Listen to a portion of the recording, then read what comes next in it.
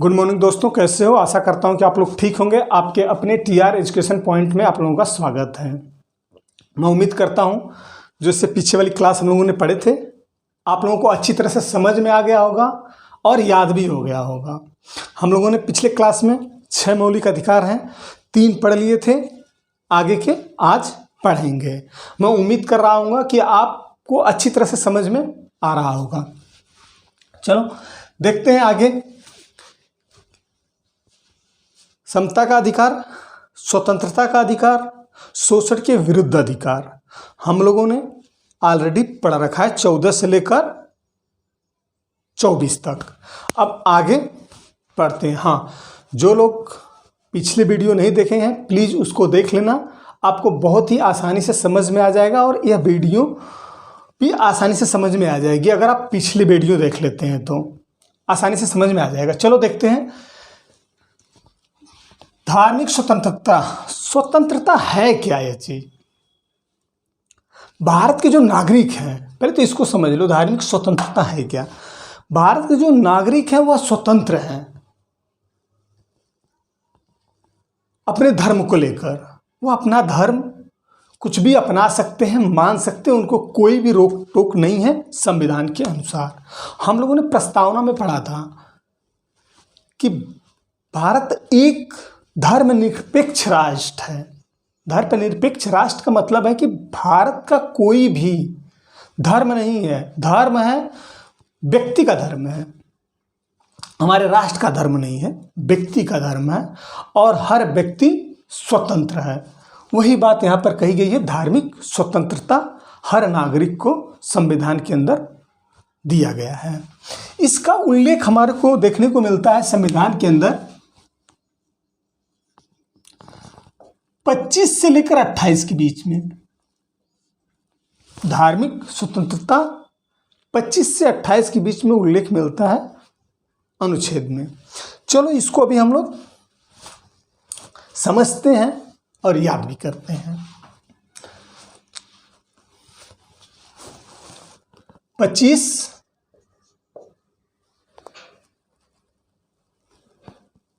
क्या कहता है?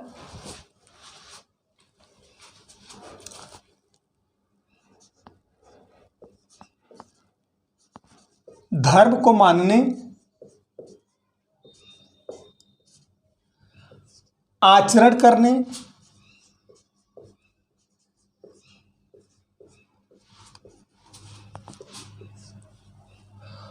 और प्रचार करने,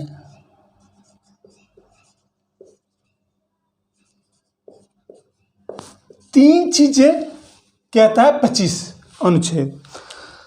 धर्म को आप मान सकते हो, उसके हिसाब से आचरण कर सकते हो और प्रचार कर सकते हो। ये तो हम लोग करते हैं। आप लोग देखोगे तो हर व्यक्ति कोई ना कोई धर्म मानता है। अगर धर्म मानता है तो उसके हिसाब से आचरण भी करता है। कहने का मतलब कि किस हिसाब से धर्म अपनाया जाता है, कहने का मतलब कि धर्म का आचरण क्या है, स्वभाव क्या है, और प्रचार भी करते हैं। कोई देखोगे तो किसी का काम अगर हो जाता है, किसी भी भगवान को मानते हैं या किसी भी धर्म को मानने वाले हैं, तो वो दूसरे से जरूर कहेंगे कि भाई हमने तो वहाँ पे ये चीज़ माना था और हमारा काम हो गया। तो वही चीज़ें हैं जो हम लोग करते हैं। धर्म को कोई ना कोई मानता है, हर व्यक्ति। बहुत ही अमूमन ऐसे व्यक्ति होंगे जो धर्म को नहीं मानते होंगे, लेकिन अमूमन सभी लोग मानते हैं। जो भी धर्म को मानते हैं उनसे आस्था लगी रहती है। उसके बाद आचरण करना, स्वभाव। उसके बाद क्या है? प्रचार करना। उसका प्रचार करना धर्म का। हर व्यक्ति स्वतंत्र है। 25, 26 क्या कह रहा है?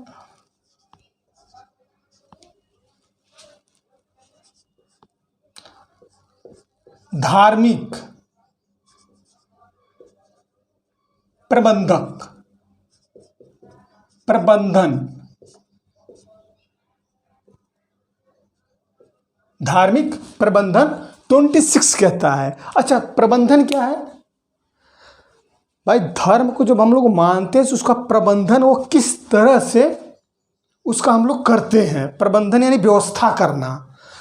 तो 26 कहता है कि धार्मिक प्रबंधन कर सकता है हर व्यक्ति। अच्छा, 27 क्या कहता है?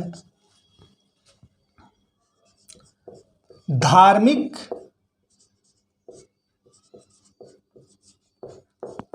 कार्यों का संपोषित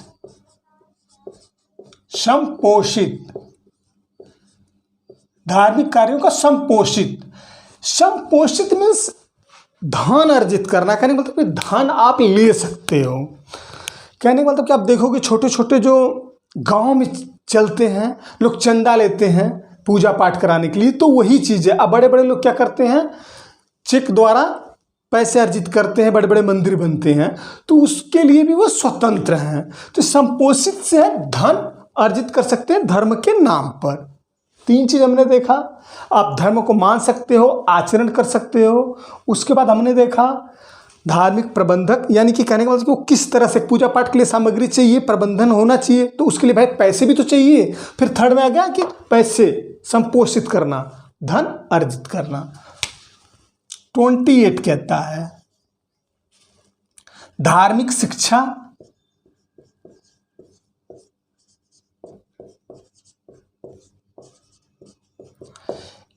एवं उपासना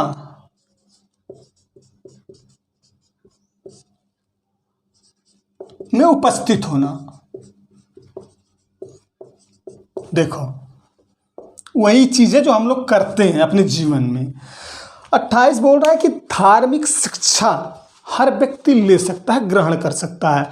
हर आदमी का अलग अलग धर्म है, अपने हिसाब से शिक्षा ग्रहण करता है। कोई गीता को मानता है, कोई रामायण के बुक को मानता है, कोई कुरान को मानता है। तो शिक्षा ग्रहण हर आदमी कर सकता है, स्वतंत्र है। और उपासना में उपस्थित, कहने का मतलब कि उसके धर्म स्थल पे जाकर वह उपस्थित हो सकता है, भाग ले सकता है। कितना आसान है इसको याद करना। 25, 26, 27, 28। 25 में क्या कह रहा है, धर्म को मानने वाला होना चाहिए, आचरण करने वाला होना चाहिए और उसका प्रचार करने वाला होना चाहिए। 25, 26 क्या कह रहा है, धार्मिक प्रबंधन, यानी कि धार्मिक का प्रबंधन करना, किस तरह से धार्मिक निभाया जाता है, प्रबंधन करना, उसका किस हिसाब से करते हैं प्रबंधन। कहने का मतलब है कि तरीका क्या है उसका। 27 क्या कहता है, धार्मिक कार्यों के लिए संपोषित, यानी कहने का मतलब है कि धन ले सकते हैं धार्मिक कार्यों के लिए। और 28 क्या कहता है, शिक्षा, धार्मिक शिक्षा ले सकते हैं, उसके बाद उसके स्थल उपासना में भी सम्मिलित हो सकते हैं। इसका एक एक पॉइंट पकड़ लोगे, याद हो जाएगा। धर्म को मानने वाला, धर्म का मानने वाला, प्रबंधन, संपोषित और शिक्षा।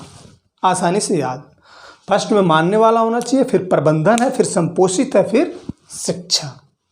मैं उम्मीद करता हूं कि आपको याद भी हो गया होगा। बहुत ही इजी, आसान है। तो ये धार्मिक स्वतंत्रता से 4 पॉइंट थे। अब नेक्स्ट देखते हैं संस्कृति एवं शिक्षा संबंधी। लेना है तो इसका स्क्रीनशॉट ले लेना आप लोग। नेक्स्ट है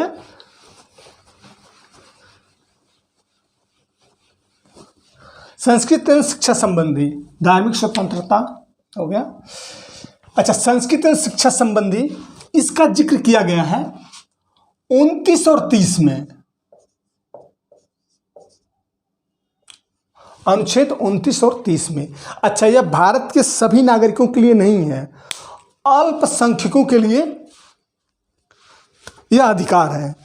अल्पसंख्यक हैं क्या, अल्पसंख्यक हैं क्या? भारत के अंदर कुछ ऐसे धर्म हैं जिनको अल्पसंख्यकों की कैटेगरी में रखा गया है। कहने का मतलब अल्पसंख्यक जिनकी संख्या कम हो उसको अल्पसंख्यक कहते हैं। भारत में ऐसे 6 धर्मों को कैटेगरी में रखा गया है। कौन कौन से हैं? मुस्लिम, सिख, ईसाई, पारसी, जैन और बौद्ध। मुस्लिम, सिख, ईसाई, पारसी, बौद्ध और जैन धर्म, यह हैं 6 जिनको विशेष दर्जा दिया गया है। कहने का मतलब है कि संस्कृत और शिक्षा संबंधी इनको 29-30 में इनका संरक्षण किया गया है।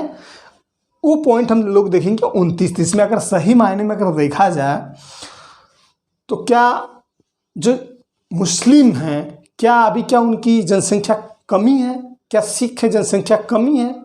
लेकिन ये संविधान में प्रावधान दे दिया गया है, उनके लिए विशेष व्यवस्था कर दी गई है, वह लाभ ले रहे हैं।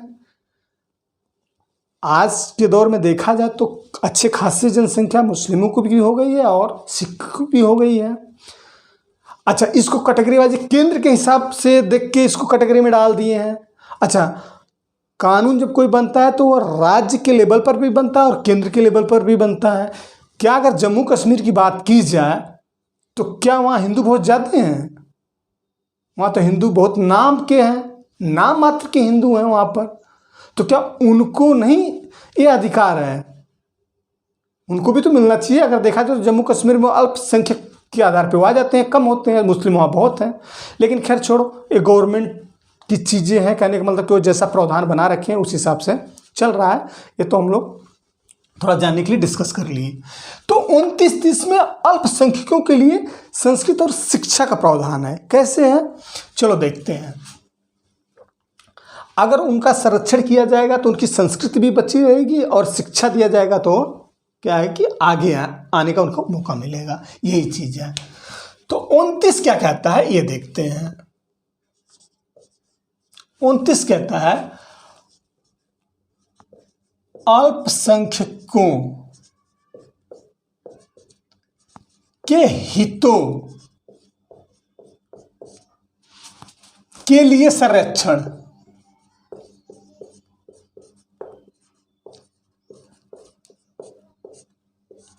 उनतीस कह रहा है, उल्लेख है 29 में कि अल्पसंख्यकों के हितों के लिए संरक्षण, यानी इनके हितों के लिए संरक्षण किया जाएगा। इनके जितने भी कार्य इनके हित के लिए होंगे उनका संरक्षण किया जाएगा।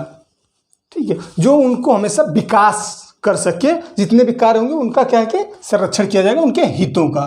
तो इसको हम लोग हितों पकड़ लेंगे तब भी याद हो जाएगा कि अल्पसंख्यकों के हितों की बात की जा रही है 29 में। 30 अनुच्छेद में क्या उल्लेख है? अल्पसंख्यकों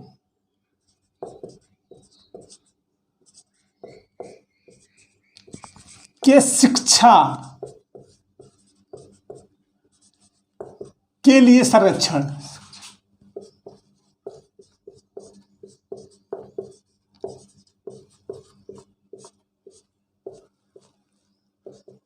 अल्पसंख्यकों के शिक्षा के लिए संरक्षण। 30 में इनके शिक्षा को लेकर संरक्षण है और 29 में क्या है? इनके हितों को लेकर संरक्षण है।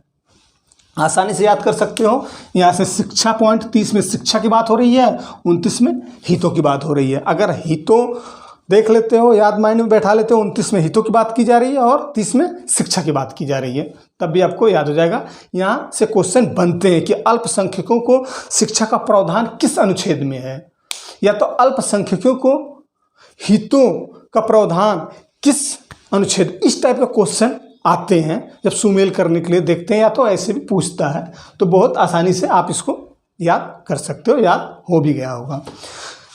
चलो देखते हैं नेक्स्ट क्या है। संवैधानिक उपचारों का अधिकार, इसकी बात की गई है आर्टिकल 32 में। बहुत ही इंपॉर्टेंट है 32। यहां से अक्सर क्वेश्चन आते हैं। अनुच्छेद 32 में कहा गया है संवैधानिक उपचारों का अधिकार। यह क्या है संवैधानिक उपचारों का अधिकार? जितने भी मौलिक अधिकार हम लोगों ने पढ़ा उनका संरक्षण करता है संवैधानिक उपचारों का अधिकार। कहने का मतलब कि भारत का कोई भी नागरिक है, उस नागरिक का किसी भी प्रकार से मौलिक अधिकारों का हनन होता है तो वह नागरिक सीधा हाई कोर्ट या सुप्रीम कोर्ट में अपील कर सकता है, उसका अधिकार बनता है। संवैधानिक उपचारों का अधिकार, इसको B.R. अम्बेडकर जी ने संविधान की आत्मा की संज्ञा दी है। उनके अनुसार संवैधानिक उपचारों का अधिकार संविधान की आत्मा है। लेकिन हमने प्रस्तावना को भी पढ़ा था कि संविधान की आत्मा है, तो यहाँ क्वेश्चन फंसने वाली बात आ जाती है कि प्रस्तावना को भी आत्मा कहा जा रहा है और B.R. अम्बेडकर जी बोल रहे हैं कि संवैधानिक उपचारों का अधिकार भी आत्मा है। देखो, क्वेश्चन के अंदर जहां भी B.R. अम्बेडकर जी का जिक्र होता है तो आंख बंद करके 32 पर आप टिक मार सकते हो, आपका क्वेश्चन सही होगा। प्रस्तावना को आत्मा की संज्ञा किसने दी है? पंडित ठाकुर भार्गव दास ने प्रस्तावना को संविधान की आत्मा की संज्ञा दी है। लेकिन B.R. अम्बेडकर जी ने संवैधानिक उपचारों के अधिकार को आत्मा की संज्ञा दी है। लेकिन कभी भी जब भी क्वेश्चन पूछेगा B.R. अम्बेडकर जी का जरूर अगर जिक्र उसमें होगा तो क्वेश्चन राइट होगा 32। अन्यथा किसी का नाम लिए बगैर अगर पूछता है या तो ठाकुर, पंडित ठाकुर दास भार्गव का नाम लेकर पूछता है तो प्रस्तावना ही आत्मा की संज्ञा होगा। तो यहाँ आपका कंफ्यूजन क्लियर हो गया होगा कि अगर कहीं भी क्वेश्चन के अंदर अगर B.R. अम्बेडकर जी का जिक्र किया जा रहा है तो 32 ही आंसर राइट होगा। अगर किसी का नाम लिए बगैर अगर पूछ रहा है तो वह प्रस्तावना आत्मा होगी संविधान का। चलो देखते हैं, इसके बारे में पढ़ते हैं। संवैधानिक उपचारों के अधिकार को लेकर सुप्रीम कोर्ट, हाई कोर्ट को कुछ विशेष पावर दिया गया है। इसके संरक्षण में सुप्रीम कोर्ट, हाई कोर्ट 5 प्रकार से रीट जारी करते हैं। उन रीटों को हम देखते हैं। भारत के नागरिकों के जो मौलिक अधिकार है उसके संरक्षण के समक्ष में supreme court, high court writ जारी करते हैं संवैधानिक उपचारों के अधिकार को लेकर। चलो देखते हैं वो 5 रीट है क्या।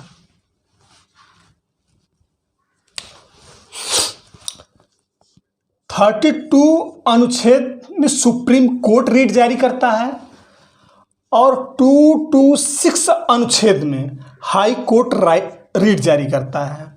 रीट है क्या? एक तरह से आदेश है, रीट है जो कि मौलिक अधिकार के बचाव के समक्ष में सुप्रीम कोर्ट, हाई कोर्ट जारी करते हैं। तो 32 अनुच्छेद के तहत सुप्रीम कोर्ट रीट जारी करता है और 226 के तहत हाई कोर्ट रीट जारी करता है। 5 प्रकार के रीट हैं। चलो देखते हैं ये 5 प्रकार के कौन कौन से रीट हैं। यहां से भी क्वेश्चन पूछता है।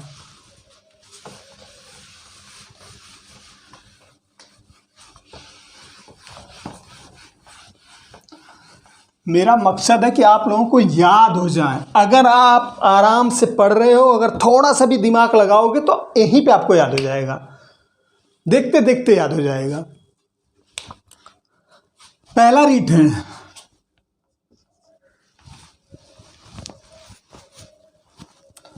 बंदी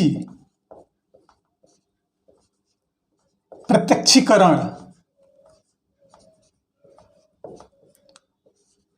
क्या है? बंदी प्रत्यक्षीकरण। यह क्या बोलता है? 24 घंटे के अंदर किसी भी गुनाहगार को अगर पकड़ा जाता है तो उसको मजिस्ट्रेट के सामने पेश करना जरूरी है। कुछ याद आया? दिमाग में क्लिक किया कुछ? मैं बात करूंगा अनुच्छेद 22 की। किसी भी व्यक्ति को अगर गिरफ्तार करते हो तो उसको 24 घंटे के अंदर मजिस्ट्रेट के सामने पेश करना जरूरी है। वही चीज है बंदी प्रत्यक्षीकरण में। 24 घंटे के अंदर मजिस्ट्रेट के सामने पेश करना जरूरी है। बंदी प्रत्यक्षीकरण 24 घंटे। क्लियर? बंदी प्रत्यक्षीकरण में 24 घंटे में आप मजिस्ट्रेट के सामने पेश किया जाएगा। दूसरा क्या कह रहा है?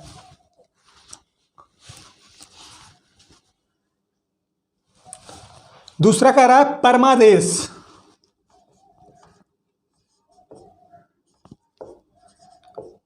परमादेश रीट। परमादेश क्या है? ये देखो इसका नाम ही ऐसा है, परमादेश, आदेश। अगर देखा जाए तो किसी को आदेश देना, निचले को, जो ऊपर होते हैं, जो बॉस होते हैं, नीचे आदेश देते हैं। तो सुप्रीम कोर्ट, हाई कोर्ट क्या है? एक तरह से आदेश ही तो देता है। ये आदेश किसको देते हैं? जो सरकारी कर्मचारी, अधिकारी हैं जब वह अपने कर्तव्यों का सही से पालन नहीं करते हैं, जो उनको अधिकार दिया गया रहता है, जो जिसके उत्तरदायित्व होते हैं, जब वो सही से वर्क नहीं करते हैं, तब उनके लिए रीट जारी करते हैं और यह बोलते हैं कि आप अपने कर्तव्यों का सही ढंग से पालन नहीं कर रहे हैं, आप अपने कर्तव्यों का सही ढंग से पालन करें। तो ये किसके लिए रीट जारी करते हैं? परमादेश सरकारी कर्मचारी अधिकारियों के लिए।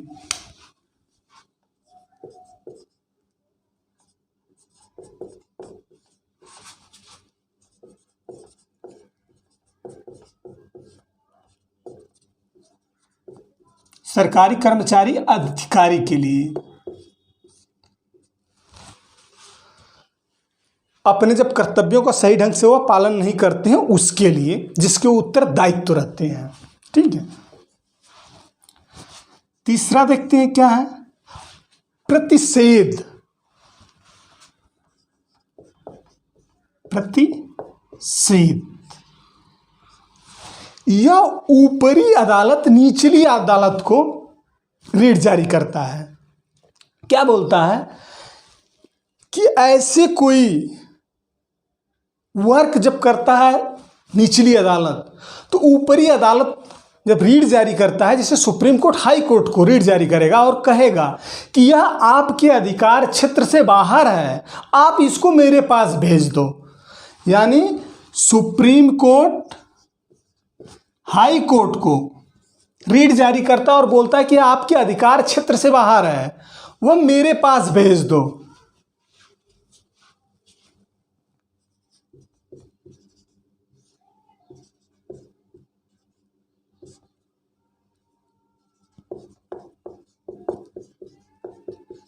अधिकार क्षेत्र से बाहर है, यह प्रतिषेध हो गया। अब नेक्स्ट देखते हैं क्या है? उत्प्रेषण रीट।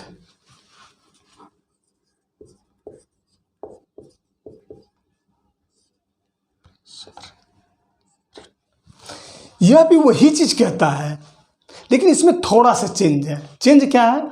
यह भी ऊपरी अदालत निचली अदालत को रीट जारी करता है और बोलता है कि जो लंबे मुकदमे पड़े हैं आपके पास, उसको मेरे पास भेज दो।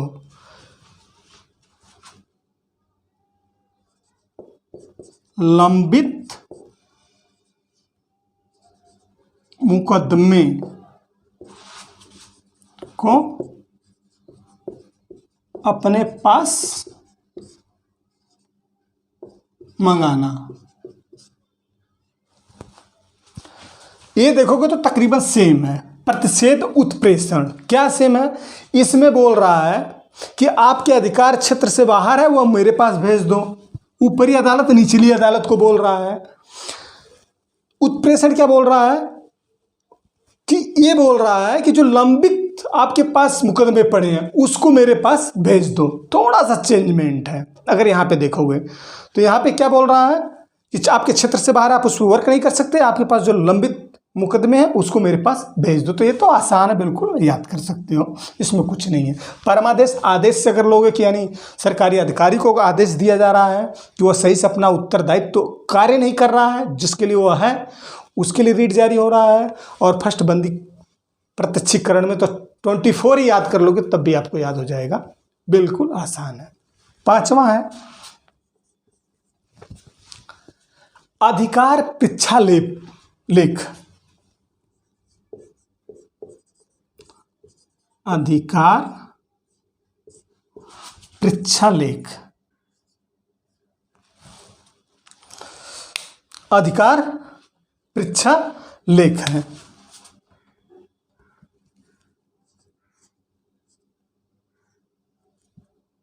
अधिकार पृच्छा लेख है। इसमें क्या है? अधिकार पृच्छा लेख में क्या है? जब कोई नागरिक सार्वजनिक जगह पर, कहने का मतलब कि किसी पद पर असंवैधानिक तरीके से आके बैठ जाता है, तब उसके लिए रीट जारी करता है और पूछता है कि आप असंवैधानिक तरीके से कैसे इस पद पर बैठ गए और कार्य कर रहे हो। किसी भी सार्वजनिक जगह पे जहां पे पद गरिमा है वहां पे कोई भी व्यक्ति असंवैधानिक तरीके से यानी गलत तरीके से, सही ढंग से नहीं, जो रूल था उसको वो फॉलो नहीं किया, गलत तरीके से उस पद पर आकर आसीन हो गया, तब उसके लिए रीट जारी किया जाता है और पूछते हैं कि आप कैसे इस पद पर असंवैधानिक तरीके से बैठ गए। यह 5 रीट है, यहां से भी क्वेश्चन बनते हैं। अब बहुत ही आसान है, अगर आप आसानी से थोड़ा सा दिमाग लगाओगे तो आसानी से याद हो जाएगा, कुछ भी नहीं है। फर्स्ट है बंदी प्रत्यक्षीकरण, सेकंड है परमादेश, तीसरा है प्रतिषेध, चौथा है उत्प्रेषण, पांचवा है अधिकार परीक्षा लेख। पहले में बोल रहा है 24 घंटे के अंदर, बंदी प्रत्यक्षीकरण में 24 घंटे के अंदर मजिस्ट्रेट के सामने पेश करना जरूरी है। परमादेश में क्या बोल रहा है, अधिकारियों को जो कार्य दिया गया है वो ठीक ढंग से नहीं कर रहे हैं, वो अपने उत्तरदायित्व को नहीं समझ रहे हैं, उसके लिए है। फिर है प्रतिषेध, ऊपरी अदालत निचली अदालत को बोल रही है कि आपके अधिकार क्षेत्र से बाहर है, मेरे पास भेज दो। उत्प्रेषण का क्या बोल रहा है, ये बोल रहा है कि जो लंबित मुकदमे पड़े हैं वह मेरे पास भेज दो। अधिकारी परीक्षा लेख यह बोल रहा है कि आप गलत तरीके से, असंवैधानिक तरीके से आप बैठे हो अपने पद पर, कैसे बैठे हो, इसके लिए रीट जारी करना। बिल्कुल आसान है, मैं उम्मीद करता हूं कि आपको याद हो भी गया होगा। असंवैधानिक तरीके से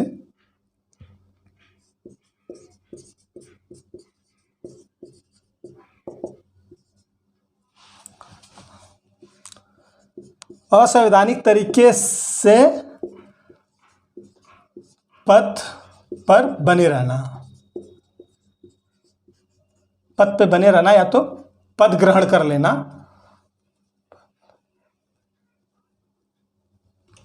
पद ग्रहण कर लेना लिख लो, ठीक रहेगा।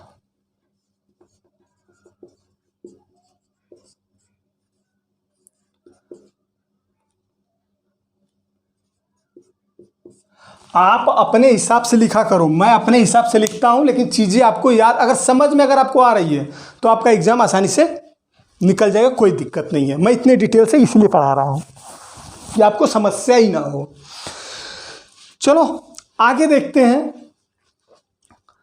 33, 34, 35, हम लोगों ने 35 तक की बात किया है, तो 35 तक हम लोग पढ़ेंगे, वहां से भी क्वेश्चन बनते हैं।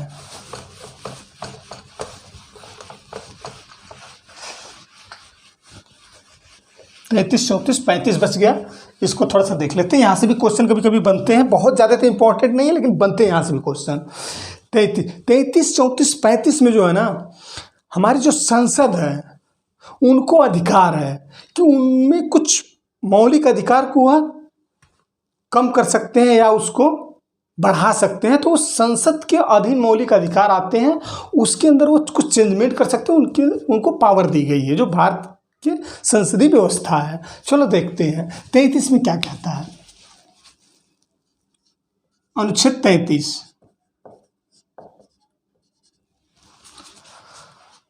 भारत के अंदर जो सैनिक है, सशस्त्र बल है और खुफिया एजेंसी है, इनको मौलिक अधिकार पूरे नहीं दिए गए हैं, इनकी कटौती की गई है राष्ट्र की सुरक्षा को देखते हुए।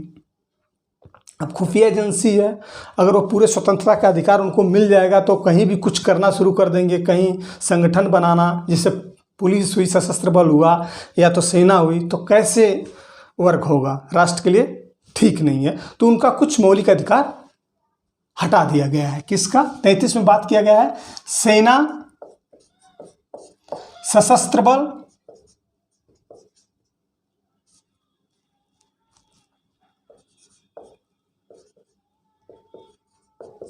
खुफिया एजेंसी,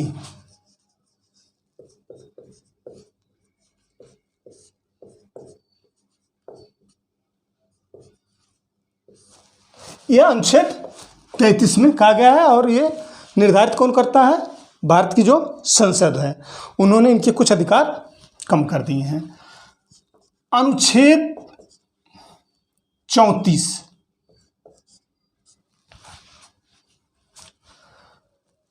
जब किसी कारणवश किसी भी क्षेत्र में जब मार्शल लॉ लागू हो जाता है, यानी कहीं भी राष्ट्र में मार्शल लॉ लगा दिया जाता है, तो वहाँ पे संसद को पावर है, वहाँ पे मौलिक अधिकार वह चेंजमेंट कर सकती है, कम कर सकती है, पूरा हटा सकती है।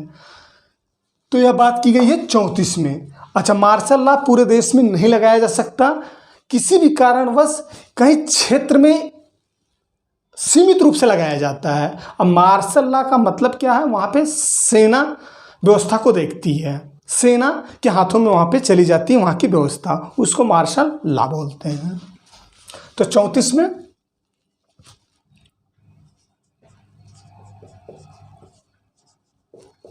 नागरिकों को मार्शल लॉ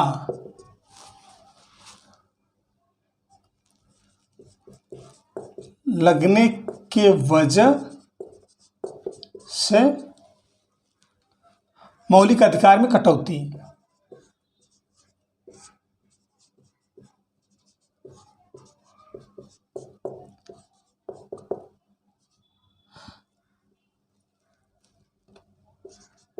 बदलाव, यानी कहने का मतलब कि वह संसद है उसके ऊपर निर्धारित करता है कि वह किस हिसाब से मौलिक अधिकार को वहाँ पे कितना सीमित रखती है और कितना उनको देती है।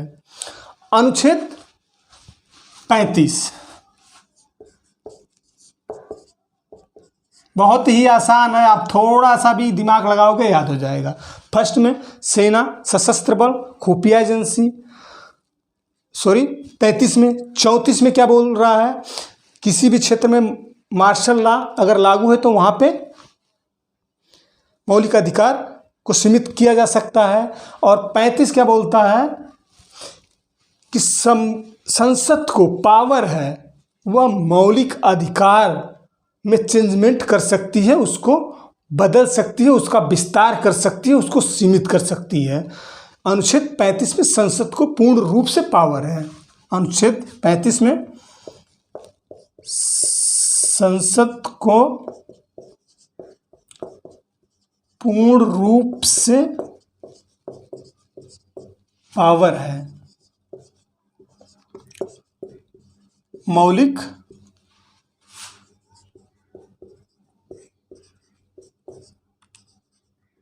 अधिकार को हटाना या बदलाव करना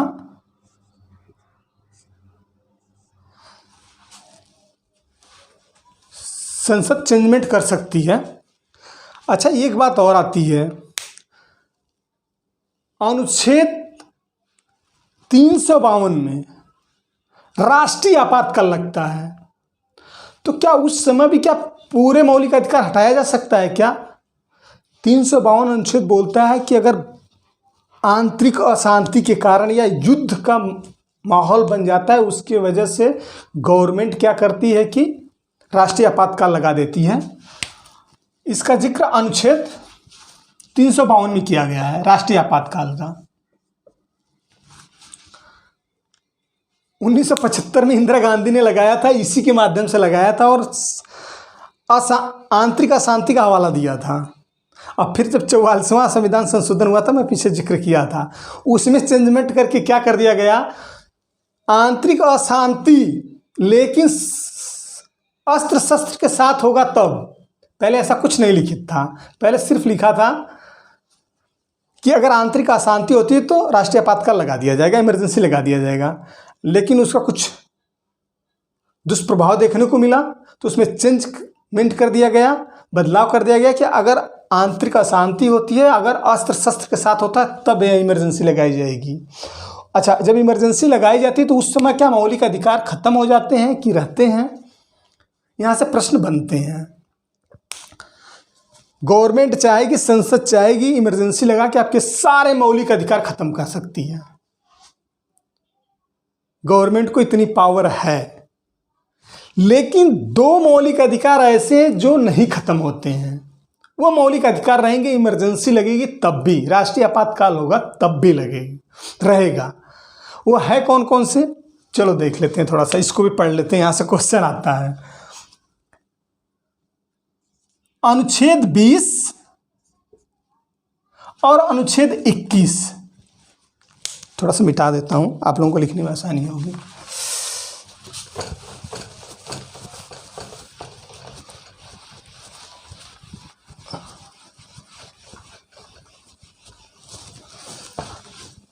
देखो अनुच्छेद क्या बोलता है, 20, 352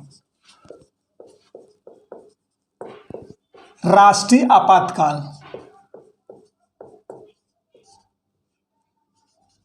दो स्थिति में लगाई जाती है यह, जैसे आंतरिक अशांति हो या तो फिर युद्ध जैसा माहौल हो, उस हिसाब से उस समय इसको लगाया जाता है। अनुच्छेद 20 यह कभी भी नहीं हटाया जाता, ना तो हटाया जाता है 21। ये इसलिए नहीं हटाया जाता कि इसमें है क्या। 20 में जब कोई गुनाह कर दिया जाता है तो उसको संरक्षण के लेकर बात करता है 20। 21 में क्या है, इंसान को जीने के लिए जो चीज़ चाहिए उसकी बात करता है।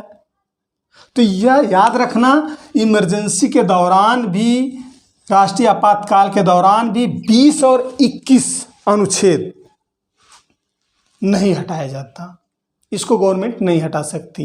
क्वेश्चन बनते हैं, राष्ट्रीय आपातकाल के दौरान कौन से ऐसे अनुच्छेद हैं या कौन सा मौलिक अधिकार है जो नहीं हटाया जाता, 20, 21।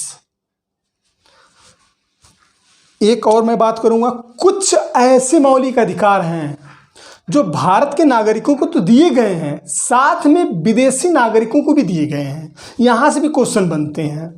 तो कुछ ऐसे हैं मौलिक अधिकार, भारत के नागरिकों के लिए तो सारे मौलिक अधिकार हैं, लेकिन कुछ ऐसे मौलिक अधिकार हैं जो भारत के नागरिकों के साथ साथ विदेशी नागरिकों के लिए भी दी गई है। थोड़ा सा उसको देख लेते हैं।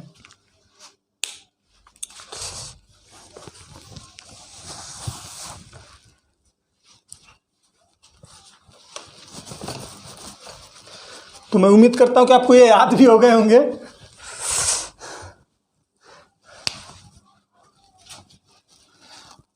विदेशी नागरिकों के लिए अधिकार,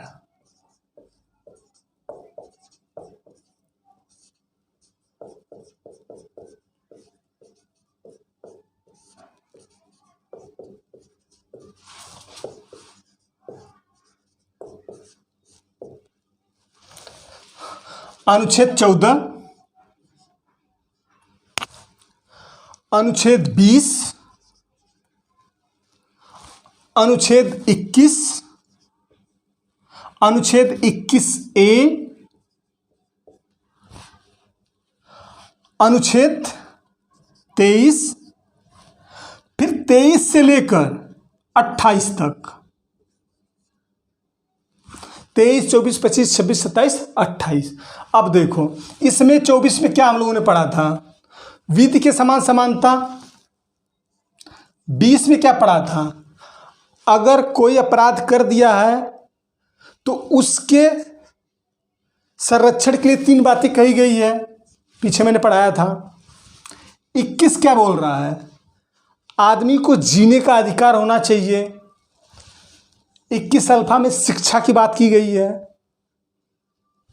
2002 में 46वां संविधान संशोधन होता है 6 से 14 वर्ष की उम्र के बच्चों के लिए, यह बात की गई है।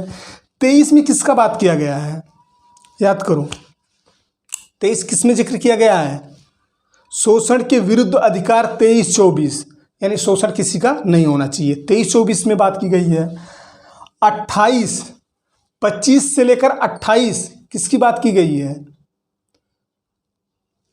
संस्कृत एवं शिक्षा का अधिकार, इसमें कही गई है बात। 25 से लेकर 28 और 23-24 में बात की गई है शोषण के विरुद्ध अधिकार।